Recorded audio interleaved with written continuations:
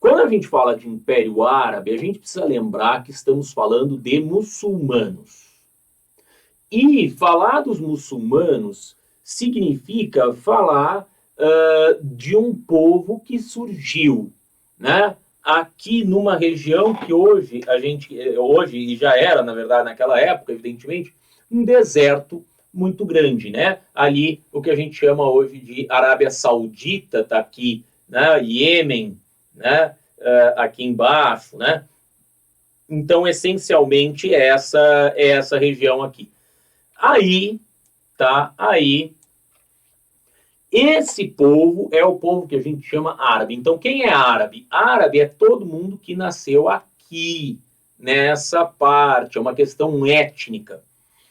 E eu posso falar dos árabes muçulmanos, que são aqueles que têm a religião islâmica. Então, a gente precisa localizar essas duas coisas aí, essas duas, essa diferença. O que é árabe, o que é muçulmano, tudo bem? Árabe é uma questão étnica e o muçulmano é uma questão religiosa. Então eu posso ser árabe e não ser muçulmano, e posso ser muçulmano e não ser árabe.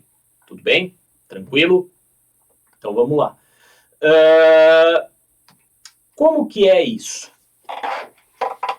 Se eu estou falando de uma região que é predominantemente desértica, eu estou falando de uma região que é muito difícil você ter um meio de sobrevivência. Eu estou falando de uma região que é muito complicada de você conseguir sobreviver.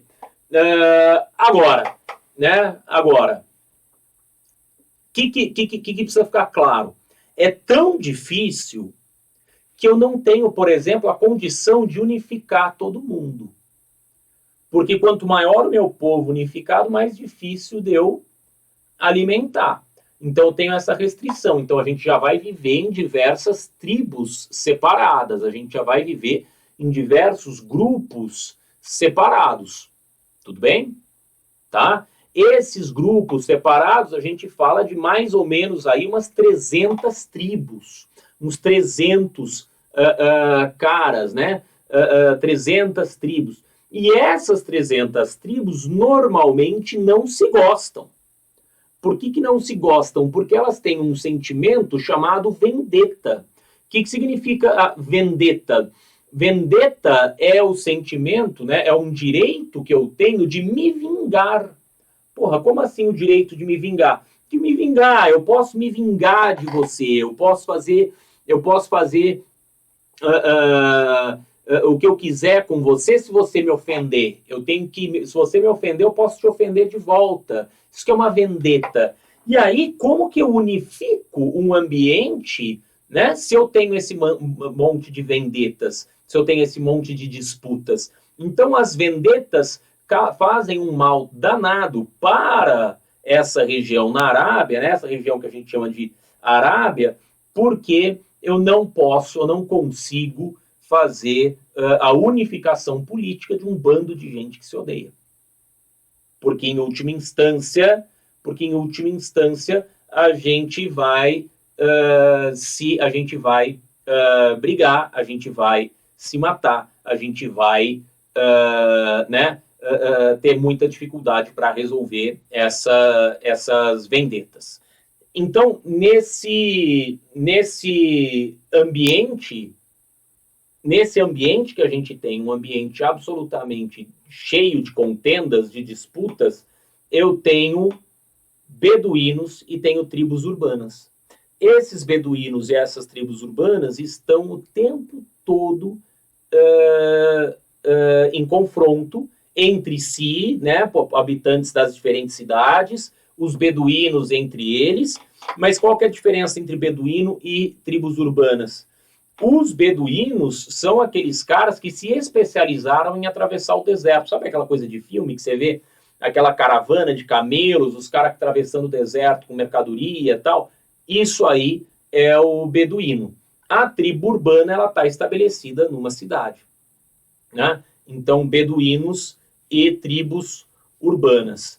esses beduínos e essas tribos urbanas, elas estão o tempo todo, né, ali vivendo e muitas vezes tendo uma briga, uma disputa de poder entre elas. Tá? Beduíno faz caravana, tribos urbanas moram nas cidades. Tá? Quem controla isso daqui são os sheiks, ou os sheiks. Eu odeio a palavra sheik, acho muito feia. Tá? Prefiro a palavra sheik. Então, esses sheiks são os caras que vão administrar, que vão governar, que detêm o poder político. Agora, também é interessante a gente observar uma situação que é a seguinte: a única região, o único lugar que não tem problema de briga é um lugar chamado Meca. É uma cidade chamada Meca. Por que Meca? Porque Meca é um centro religioso.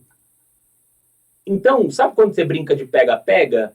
Né? E não sei se você lembra quando você brincava de pega-pega, mas aqui no interior do estado de São Paulo, não sei onde você está, mas aqui no interior do estado de São Paulo, quando você brincava de pega-pega, tinha sempre um Pix, que era um lugar onde as pessoas paravam.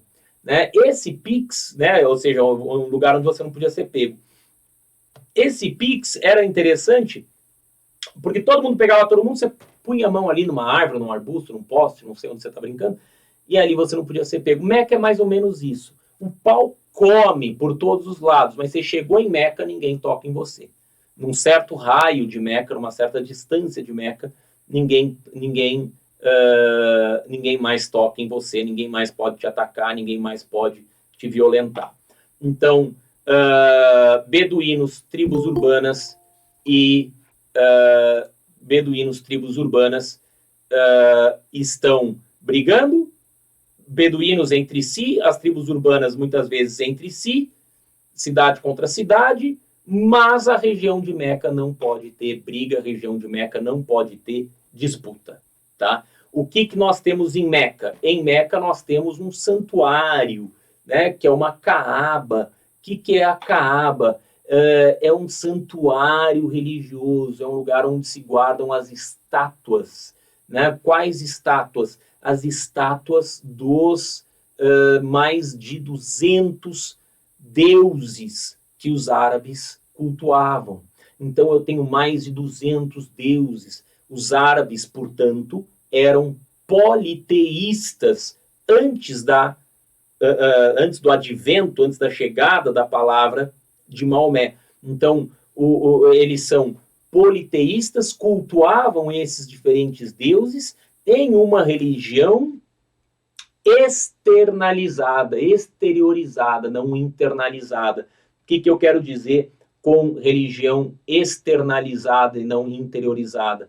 É uma religião em que eu vou lá, faço sacrifício para esse Deus, acendo uma galinha para aquele, mato uma vela para aquele outro, ofereço um bode para aquele outro, jogo água para aquele outro, sacou? E aí eu vou cultuando esses deuses e vou agradando esses deuses, mas a minha maneira de pensar, mas o meu ponto de vista, a minha opinião, isso não é importante, isso não é relevante. O que é relevante? É relevante se eu cumpri ou se eu deixei de cumprir aquilo que Deus espera de mim, tá? Essa que é a nossa jogada. Por que é externo? Porque não é o meu comprometimento pessoal, é a minha postura diante dos deuses.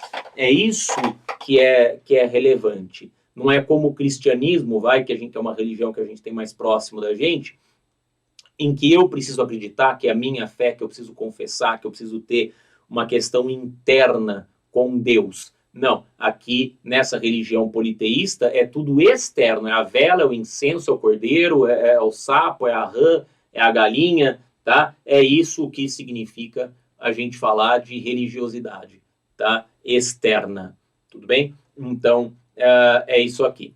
Bom, então o santuário em Meca tem essa situação. O santuário em Meca tem essa questão. Os mais de 200 deuses e a cidade de Meca administrada por uma das tribos, que é a tribo dos Coraixitas.